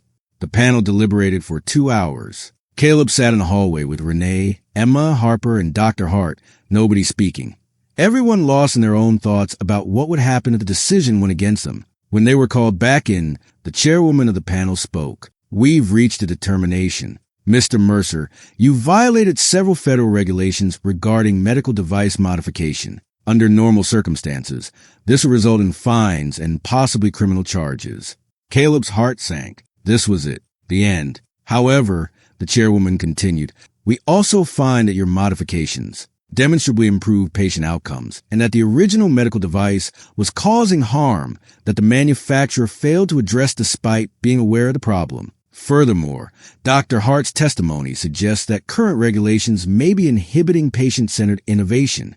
She looked directly at Caleb. We're issuing a special provisional license that will allow you to continue working on mobility devices under Dr. Hart's supervision. You'll need to complete certification courses in biomedical engineering and safety protocols. You'll be subject to regular inspections and audits, and any future modifications must be documented and reviewed by a qualified medical professional before implementation. But we're not going to punish you for helping someone when the system failed them. The room erupted. Renee grabbed Caleb's hand. Harper was crying. Emma was grinning like she'd just won the lottery. Even the lawyers looked surprised. It wasn't everything. It wasn't complete vindication, but it was enough. It was a door opening, a possibility, a chance to keep helping people without destroying his life in the process. Outside the hearing room, reporters swarmed him with questions. This time, Caleb didn't hide. He stood beside Harper and answered honestly, talking about his brother, about promises kept, about the importance of listening to patients instead of just following protocols. That night, back in their hotel, Renee ordered room service for everyone, a celebration that felt both earned and fragile. They ate and talked and laughed, the tension of the past weeks finally releasing. What happens now? Harper asked, you're officially going to do this? Help other people? Caleb looked at Dr. Hart, who nodded encouragingly. I guess so. If people want my help and Dr. Hart thinks I won't kill anyone, we'll see what we can do. We'll do more than see, Dr. Hart said. We're going to change how this industry thinks about patient care, starting with you getting those certifications, so this provisional license becomes permanent. Emma raised her soda can in a toast. To Caleb Mercer, the world's most overqualified mechanic. They all drank to that, even as Caleb wondered what he'd gotten himself into and whether he was ready for what came next. But ready or not, what came next arrived fast and relentless. The hearing had made national news, and within days, Caleb's phone was flooded with messages from families desperate for help. Parents whose children struggled with braces that didn't fit right. Veterans whose prosthetics caused chronic pain. People who've been told to accept their limitations because that's just how the equipment worked. Caleb read every message, his heart breaking a little more with each one. A mother in Ohio whose 7-year-old daughter cried every morning when putting on her leg braces. A former Marine in Texas who'd given up on his prosthetic arm because it caused more problems than it solved. A teenager in Oregon who'd stopped going to school because her wheelchair was so uncomfortable she couldn't sit through a full day of classes. I can't help all these people, he told Dr. Hart during one of their phone calls. I don't have the resources, the space, the knowledge. Then we build the resources, Dr. Hart interrupted. Caleb, you've proven the concept. Now we need to scale it. That means funding, facilities, and training others to do what you do. Scaling meant money, and money meant Renee Vale. She'd been quietly working on something in the background. And 2 weeks after the hearing, she invited Caleb to lunch at a restaurant so expensive he felt underdressed in his cleanest shirt and newest jeans. I want to fund a lab, Renee said without small talk once they'd ordered. A proper facility where you can work on mobility devices under Dr. Hart's supervision. Equipment, materials, staff, whatever you need. Caleb stared at her. That would cost millions. I'm aware. Renee's expression was calm, businesslike. I've spent the last 11 years throwing money at the medical establishment trying to buy a solution for Harper's pain. You gave me that solution for the price of some modified parts and your time. This is me investing in the right approach. I don't know how to run a lab. I barely know how to run my garage. You won't be running it alone. Dr. Hart has agreed to come on as chief scientific officer. I'll handle the business side. You'll do what you do best. Fix things that everyone else has given up on.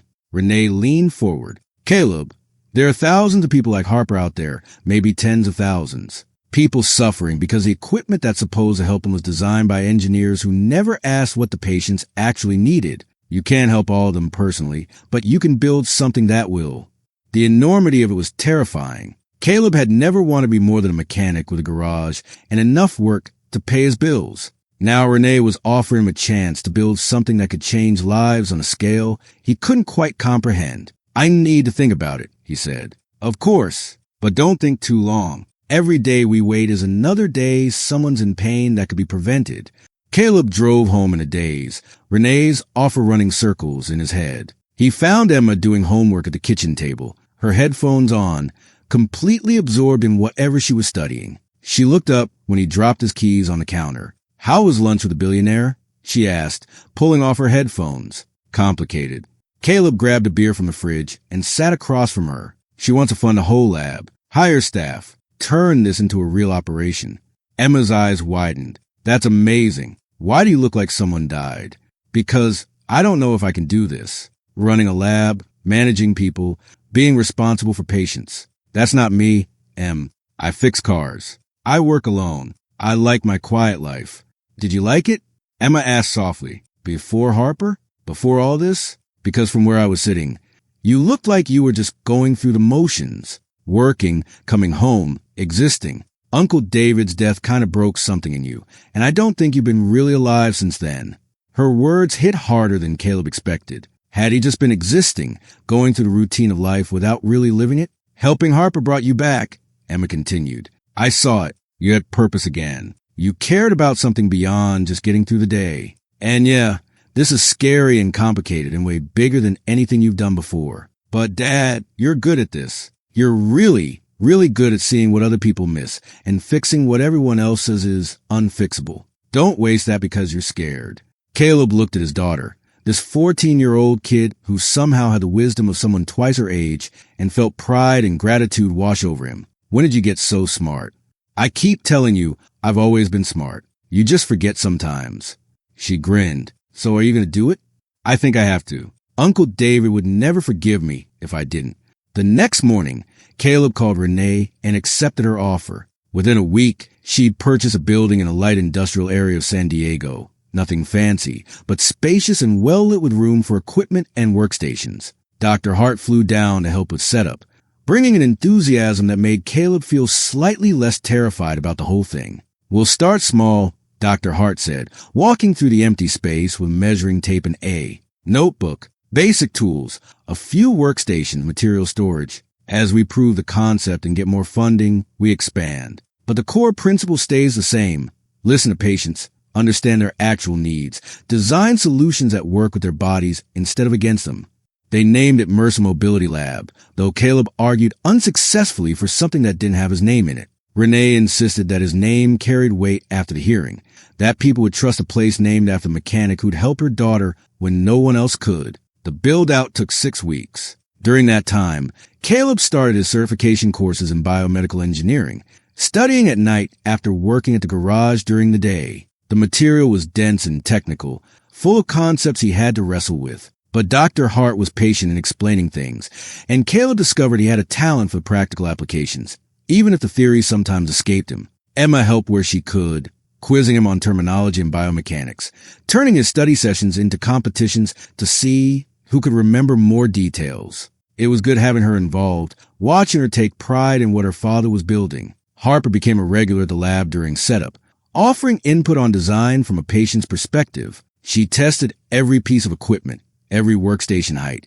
every element of the space to make sure it would be accessible and welcoming to people with mobility challenges. Most medical facilities are designed for able-bodied people, she explained to Caleb one afternoon. Tall counters, narrow doorways, furniture that's hard to get in and out of. If we're going to help people, we need to make sure they feel comfortable here. Her insights were invaluable, catching things Caleb and Dr. Hart would never have considered. The result was a space that felt less like a medical facility and more like a workshop, functional and welcoming, with natural light and comfortable seating and an overall atmosphere that said, "You're safe here." The first official patient arrived 3 days after the lab opened. Marcus Chun was a 12-year-old boy with cerebral palsy, his leg braces causing pain similar to what Harper had experienced. His mother had driven 6 hours from Los Angeles after seeing Harper's story on the news. "The doctor said the pain is normal," Mrs. Chun explained, her hand on her son's shoulder. "They say he needs to strengthen his muscles,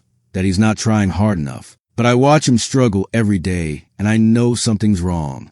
Caleb examined Marcus's braces using the same methodical approach he'd used with Harper. The problems were different. Marcus's braces were too rigid, not allowing for the natural variation in his movements, forcing his body into positions it couldn't comfortably maintain. But the underlying issue was the same, equipment designed for a theoretical patient rather than the actual human wearing it. "I think we can help," Caleb said, "but it's going to take some time. I'll need to take detailed measurements, understand how Marcus moves, figure out what adjustments will work best for him specifically." The relief on Mrs. Chen's face was almost painful to witness. "How much will it cost?" "We don't have a lot of money." "Nothing," Renee said, appearing from the office area. She'd been working there most mornings, handling the administrative side of the operation. "The lab is funded. We're not here to make money off people's pain." Mrs. Chen started crying, and Marcus hugged his mother, while Caleb and Renee gave them privacy. Once they composed themselves, Caleb got to work, spending 3 hours documenting everything about Marcus's braces and the body's relationship to them. The modifications took a week. Caleb worked under Dr. Hart's supervision, documenting every step, every decision, every test. When Marcus returned to try the adjusted braces, his first steps were tentative but increasingly confident. "It doesn't hurt," he said, wonder in his voice. "Mom, it doesn't hurt." He walked around the lab, then broke into an awkward run, laughing with pure joy. His mother cried again, but these were tears of relief and gratitude. Watching them, Caleb felt that same sense of purpose Emma had talked about, the feeling that what he was doing mattered in a way that transcended just earning a living. Word spread quickly after that. More families came, each with their own stories of pain and frustration, and equipment that didn't work right. Caleb worked on each case methodically, learning from every patient, refining his approach. Dr. Hart provided scientific oversight and helped him understand the underlying principles behind what his intuition was telling him. Harper became an unofficial patient advocate, talking to families, sharing her own story, helping people understand what to expect from the process. She had a gift for it, a way of connecting with people who were dealing with challenges she understood intimately. "You should make this official," Renee told her daughter one evening. "Not just volunteering here, but actually working. You're good with people, good at explaining complex medical stuff in ways they can understand." Harper considered it. She'd been taking online classes, working toward a degree in something she hadn't quite figured out yet. "You think I could do it? Actually work here?" "I think you're doing it already," Caleb said. "We just need to make it official and pay you for it."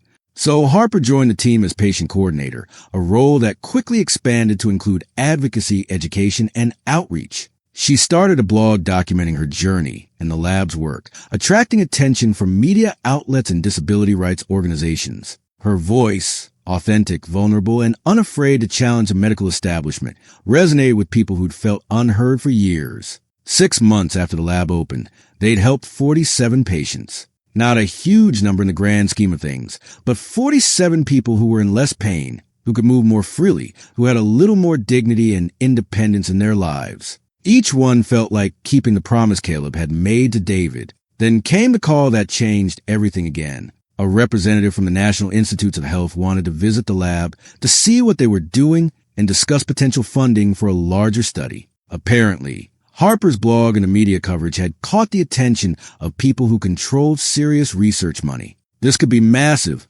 Dr. Hart said, pacing excitedly in her small office. "Federal funding means legitimacy. It means we could expand, hire more people, help more patients. It means we could actually change how the industry approaches mobility devices.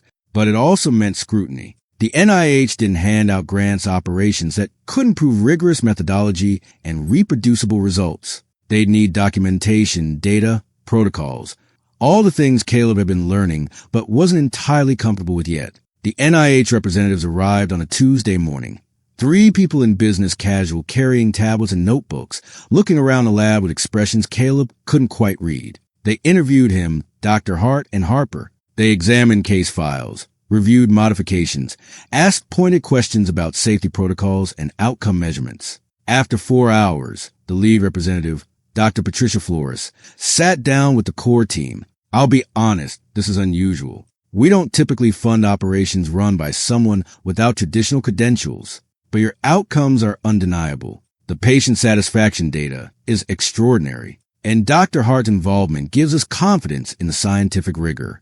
But, Caleb prompted, hearing the hesitation in her voice. But we need more documentation. Formal studies comparing your modified devices to standard equipment, peer-reviewed publications, evidence that this approach works consistently across different patient populations. Dr. Flores paused. If you can provide that, we're prepared to fund a 5-year study that could transform how mobility devices are designed and prescribed. The amount she mentioned made Caleb's head spin. It was enough to expand the lab significantly, hire additional staff, help hundreds or even thousands of people. But it also meant committing to the academic side of things. The research, the publications, the bureaucracy that Caleb had spent his whole life avoiding. Can we have some time to discuss it? Dr. Hart asked. Of course. Take a week, talk it over. But understand, this opportunity won't come around again. The NIH is interested now because you're novel and getting attention. That window will close eventually. After they left, Caleb sat in his office, a small room that still felt too official for someone who'd spent his career in a garage, and tried to process what had just happened. Emma stopped by after school, finding him staring at spreadsheets he didn't entirely understand. Heavy thoughts, she asked, dropping her backpack. Life-changing thoughts. The NIH wants to fund us, like serious money, enough to really build something significant. That's amazing. Why do you look so worried? Because it means going all in on this. No more garage work. No more just being a mechanic who helps people on the side. This would be my whole life. Caleb rubbed his face. What if I'm not smart enough? What if I can't handle the academic stuff, the research protocols, all the things that come with federal funding? Emma sat on the edge of his desk. Dad, you've been not smart enough your whole life according to the system. No college degree, no formal training, just a guy who fixes things. And somehow you figure out what teams of doctors and engineers couldn't. Maybe intelligence isn't about degrees and credentials. Maybe it's about actually paying attention to what matters. Her faith in him was humbling and terrifying in equal measure. Your mom would know what to do. She was always better at the big decisions. Mom would tell you to stop doubting yourself and do the thing that scares you because that's usually the thing worth doing. Emma smiled. She'd also remind you that you don't have to do this alone. You've got Dr. Hart, Renee, Harper, and me. We're a team. Let us help carry the weight. The decision was made that evening. They would accept the NIH funding, commit to the formal studies, and build something that could actually change the industry. It was terrifying and exciting and felt like standing at the edge of something enormous. The next year was a blur of growth and challenge. The lab expanded into adjacent space, adding workstations and equipment. They hired 3 additional technicians, all of them trained by Dr. Hart and Caleb in the patient-centered approach that had become their signature. They brought on a full-time researcher to handle data collection and analysis for the NIH study. Harper's role grew too. She started speaking at conferences, sharing her story and advocating for patient-centered design in medical devices. Her blog attracted tens of thousands of followers, people who found hope in her journey and the lab's mission. She became the face of the movement in a way that made Caleb deeply uncomfortable with his own growing public profile, but immensely proud of her courage. The research results started coming in after 6 months, and they were even better than Caleb had hoped. Patients using modified devices showed significant improvements in pain levels, mobility, and quality of life compared to those using standard equipment. The modifications were safe, effective, and reproducible when done following the protocols they developed. Dr. Hart published the preliminary findings in a major medical journal, with Caleb listed as co-author despite his protest that he hadn't really written anything. The paper sparked intense discussion in the medical device community, some celebrating the innovation, others criticizing the methodology or questioning whether mechanics should be involved in medical care at all. But the patients kept coming. Word of mouth brought people from across the country, families who'd exhausted other options and were desperate for help. The lab couldn't accommodate everyone, but they documented their methods carefully, trained other facilities in their approach, and slowly built a network of providers who understood that listening to patients was just as important as engineering expertise. Emma graduated from middle school and started high school already talking about studying biomedical engineering in college. She found her calling watching her father work, seeing the impact of combining technical skill with human empathy. Caleb couldn't have been more proud. On the 1-year anniversary of the lab's opening, they held a small celebration. Current and former patients came along with their families, creating a room full of people who represented lives changed by the simple act of listening and caring. Marcus was there, running around with other kids, his braces barely noticeable. A veteran named James who regained use of his prosthetic arm after years of it sitting unused in a closet. A young woman named Sophia, who'd gone back to college after modified braces finally let her navigate campus without constant pain. And Harper, of course. She stood to speak, her mother beside her, both of them looking at Kayla with expressions of gratitude and affection that made him deeply uncomfortable and deeply grateful simultaneously. A year ago, I walked into a garage in pain. Harper began. I'd been in pain for so long, I'd almost forgotten what it felt like to not hurt.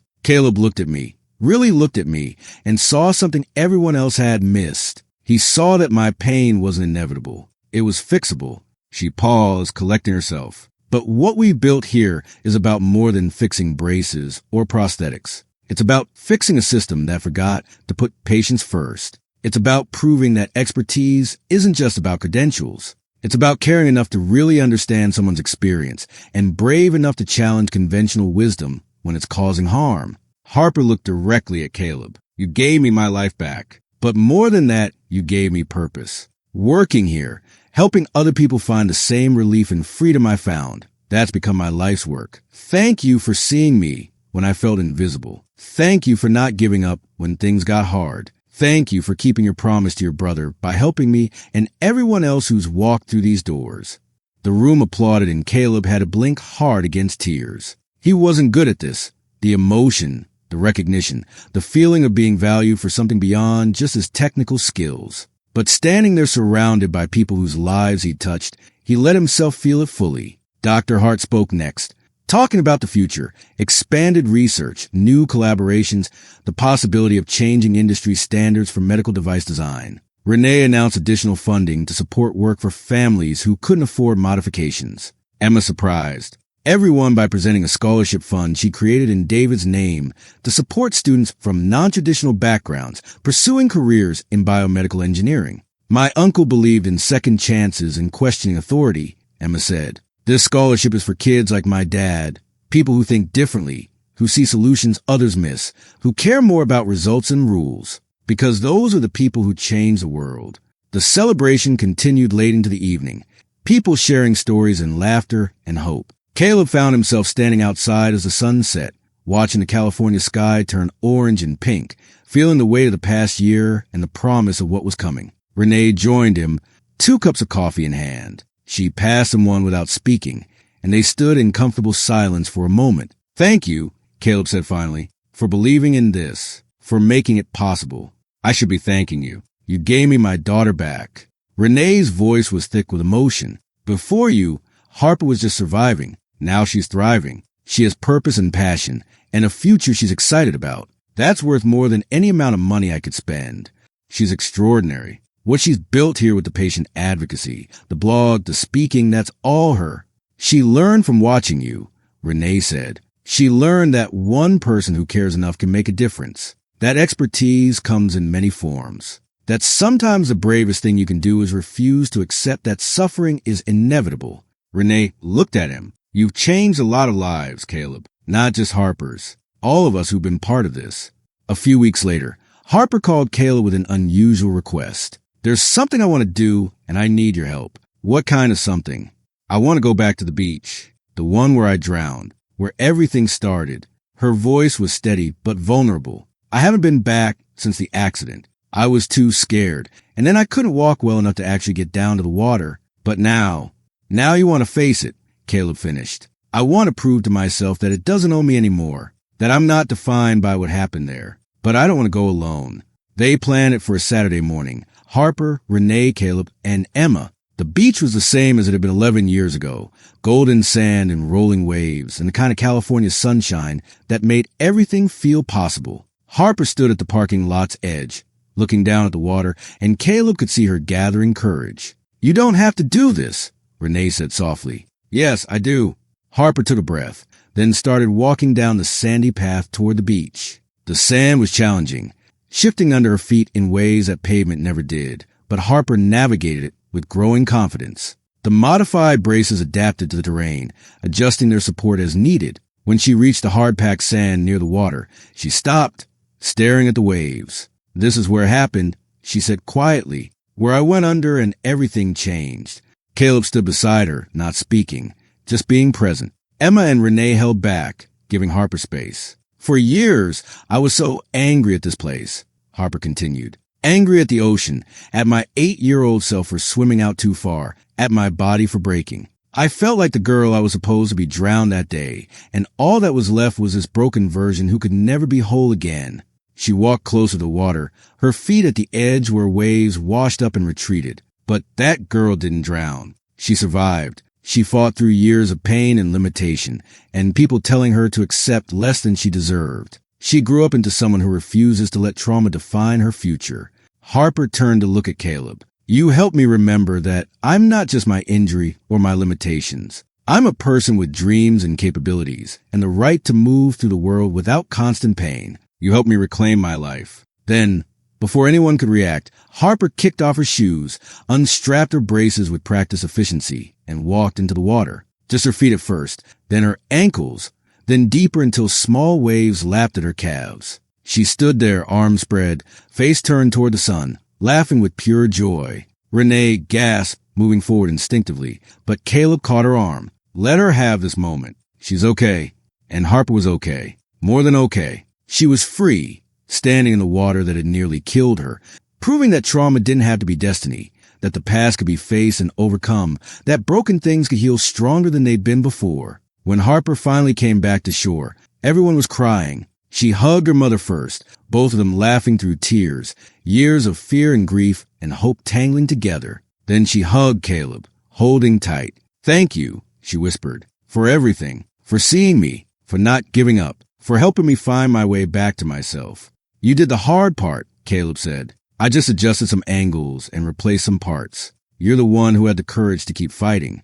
They spent the rest of the morning at the beach, talking and walking, and watching Emma build elaborate sandcastles with engineering precision. It was peaceful, healing, a moment of quiet triumph after a year of intense work and change. On the drive home, Emma fell asleep in the passenger seat, exhausted from sun and emotion. Caleb drove in silence, thinking about how far they'd all come. A year ago, he'd been a mechanic in a struggling garage, going through the motions of life without really living. Now he was running a lab, helping people across the country, building something that might actually change an entire industry. His phone buzzed with a text from Dr. Hart. NIH just approved a full 5-year funding. "We're official. Time to change the world." Caleb smiled, glancing at Emma's sleeping face, thinking about Harper standing the waves, remembering David and the promise made in a hospital room 5 years ago. He'd thought that promise was just about helping one person if he ever got the chance. But it had become so much more,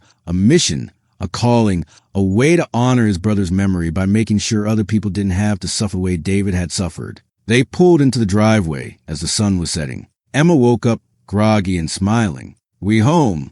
We're home," Caleb confirmed. Inside, the house was quiet and familiar, filled with memories of the life he'd built and the family he'd raised. But it felt different now, too. Fuller somehow, expanded by the new purpose he'd found and the people who become part of his extended family through the lab. His phone buzzed again. This time it was Harper. "Thank you for today, for everything. You didn't just fix my braces. You helped me fix my life. That beach used to represent the worst day of my existence. Now it represents freedom. That's the gift you gave me." Caleb read the message twice, feeling the weight of gratitude and responsibility and hope. He'd set out to keep a promise to a dead brother. Along the way, he discovered that fixing things, whether cars or braces or broken spirits, was more than just a job. It was a way to make meaning from loss, to transform pain into purpose, to prove that one person who cares enough really can change lives. Emma appeared in the doorway, already in pajamas. "What are you smiling about?" Just thinking about how weird life is. A year ago, I was fixing cars and trying not to think too hard about anything. Now I'm running a research lab and changing the medical device industry. You're still fixing things, Emma pointed out. Just different things. Important things. Yeah, Caleb agreed. I guess I am. That night, he dreamed of David, not the sick, suffering David from the end, but his brother as he'd been before the accident, full of life and laughter and plans of the future. In the dream, David smiled at him and said, "You did good, little brother. You kept your promise." Caleb woke up with tears on his face and peace in his heart. The journey from mechanic's garage to a federally funded research lab had been unexpected and often terrifying, but it had also been necessary, meaningful, and exactly where he was supposed to be. Mercer Mobility Lab continued to grow over the following years. They helped thousands of patients, published groundbreaking research, and slowly but surely changed how the medical device industry thought about patient-centered design. Harper became a nationally recognized advocate for disability rights, speaking at conferences and advising companies on how to actually listen to the people using their products. Emma went to college for biomedical engineering, already planning to come back and work at the lab after graduation, carrying forward the mission her father had started and her uncle had inspired. Renee split her time between her biotech company and the lab, using her business expertise to scale their impact while never forgetting that it all started with a broken-down Rolls-Royce and a mother's desperate hope. And Caleb kept doing what he'd always done, listening to people who were suffering, seeing problems everyone else had missed, and fixing things one careful adjustment at a time. He never got entirely comfortable with the recognition or the accolades. He was still at heart just a mechanic who'd made a promise and refused to break it. But he'd learned that sometimes being just something was enough. That expertise came in many forms. That caring deeply and paying attention closely could be just as valuable as any credential or degree. That one person working with stubborn love and careful hands really could build miracles, not by magic or genius, but by the simple revolutionary act of listening to what people needed and refusing to accept that their suffering was inevitable, one stubborn, loving step at a time.